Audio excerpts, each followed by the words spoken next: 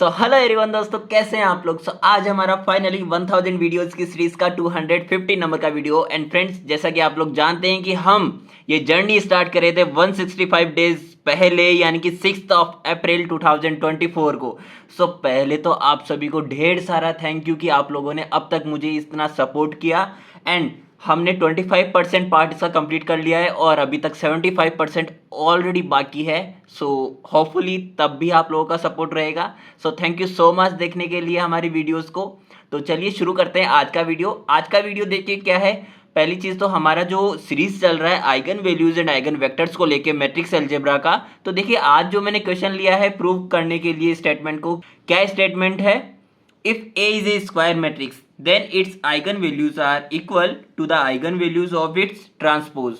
Okay, अब देखिए क्या बात कही गई है कि अगर हमारे पास में कोई एक स्क्वायर मैट्रिक्स है, पहली चीज तो ये कि हमारी जो आइगन वैल्यूज होती है वो केवल एक स्क्वायर मैट्रिक्स के लिए डिफाइन होती है। ठीक है, तो हम जब आइगन वैल्यूज की बात कर रहे हैं तो वो एक स्क्वायर मैट्रिक्स होनी चाहिए। ओके, स्क्वायर मैट्रिक्स जब होती है तो उसकी आइगन वैल्यूज उसके ट्रांसपोज मैट्रिक्स के आइगन वैल्यूज के इक्वल होगी। ठीक है, तो अगर आपको किसी एक मैट्रिक्स की आइगन वैल्यूज निकालने के लिए दे दी जाए एंड देन आपसे कहा जाए कि इसकी आइगन वैल्यूज तो निकालिए ही निकालिए, एंड देन आपको इसके ट्रांसपोज की आइगन वैल्यूज भी बतानी है। ओके, तो आपको ऐसा नहीं करना है कि पहले तो आपने ए के लिए निकाल लिया एंड देन ए ट्रांसपोज करके उसकी आइगन वैल्यूज अलग से कैलकुलेट कर रहे हो। नहीं, वो रॉन्ग मेथड है, क्योंकि हमारे पास में इसकी प्रॉपर्टी खुद कहती है कि हमारे पास मैट्रिक्स और मैट्रिक्स की ट्रांसपोज मैट्रिक्स दोनों के लिए आइगन वैल्यूज सेम होगी। ओके, तो इस स्टेटमेंट को हम प्रूव करेंगे और इसका रीजन क्या है वो भी मैं बताऊंगा। ठीक है, प्रूव करने के लिए फर्स्ट ऑफ ऑल तो मैंने हमारे पास एक मैट्रिक्स ले ली है, सिंपलेस्ट मैट्रिक्स, यानी कि 2 क्रॉस 2 की एक सेकंड ऑर्डर की स्क्वायर मैट्रिक्स ले ली है। ओके, तो हमने ए मैट्रिक्स मान ली है एक स्क्वायर मैट्रिक्स को। अब इसके आइगन वैल्यूज फाइंड आउट करने के लिए देखिए, आप लोग जानते हैं कि हम किसी भी एक मैट्रिक्स की आइगन वैल्यूज फाइंड आउट कैसे करते हैं, उसके लिए कैरेक्टरिस्टिक इक्वेशन लिख के। ओके, कैरेक्टरिस्टिक इक्वेशन क्या होती है, देखिए मैंने ए मैट्रिक्स की कैरेक्टरिस्टिक इक्वेशन लिखनी है तो क्या होगी हमारे पास equation, A minus lambda I in determinant form equals to 0। अब देखिए यहाँ पे मैंने ए मैट्रिक्स लिख दी है माइनस लेमडा जो कि हमारे पास स्केलर क्वांटिटी है, and then I equals to 0। Okay, यहाँ पे देखिए हमारे पास में जो इंपॉर्टेंट चीज है जानने के लिए यहाँ पे, कि हमारी जो ए मैट्रिक्स है एंड जो हमारी आइडेंटिटी मैट्रिक्स है, इन दोनों का ऑर्डर हमेशा सेम रहेगा। यानी कि हमारे पास जो ए मैट्रिक्स का ऑर्डर है सेम उसी ऑर्डर की हमारे पास में आइडेंटिटी मैट्रिक्स होगी। ठीक है, तो देखिए यहाँ से जब मैं इस सब्ट्रैक्शन को परफॉर्म करूंगा तो मेरे पास में ओनली डायगोनल एलिमेंट्स चेंज होंगे, क्योंकि मेरे पास डायगोनल एलिमेंट्स के पास ही है नॉन जीरो एलिमेंट्स। ठीक है, तो देखिए 1 minus lambda and 2 minus lambda and non diagonal elements unchanged रह जाएंगे। ठीक है, अब इसकी डिटर्मिनेंट वैल्यू जब हम निकालेंगे तो मेरे पास में एक क्वाड्रेटिक इक्वेशन निकल के आएगी।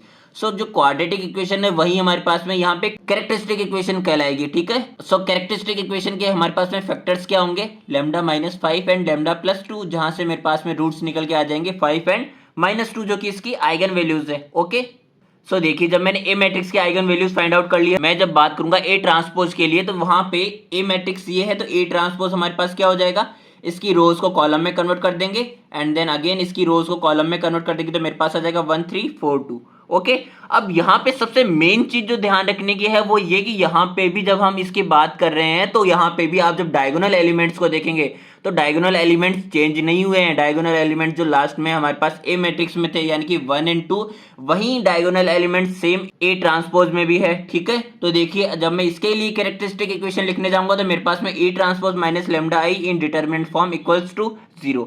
अब पहली चीज तो ये देखिए, जब मेरे पास में ये सब्ट्रैक्शन जो होना है ये परफॉर्म ही ओनली डायगोनल एलिमेंट्स के साथ हो रहा है एंड जो डायगोनल एलिमेंट्स है वो अनचेंज्ड है, तो हमारे पास जो कैरेक्टरिस्टिक इक्वेशन आएगी वो भी तो सेम आएगी, वो भी तो उसी के इक्वल आएगी जो हमारे पास ए मैट्रिक्स के लिए आई है। ठीक है, just because diagonal elements are same, so the characteristic equation also will be same as A matrix. Okay, यानी कि lambda square minus 3 lambda minus 10 equals to 0 यही हमारे पास आएगी यहाँ पे भी। ठीक है, एंड इसके हमारे पास आइगन वैल्यूज वही आ जाएंगे जो हमारे पास लास्ट पेज में आए थे, यानी कि lambda is equal to 5 and minus 2।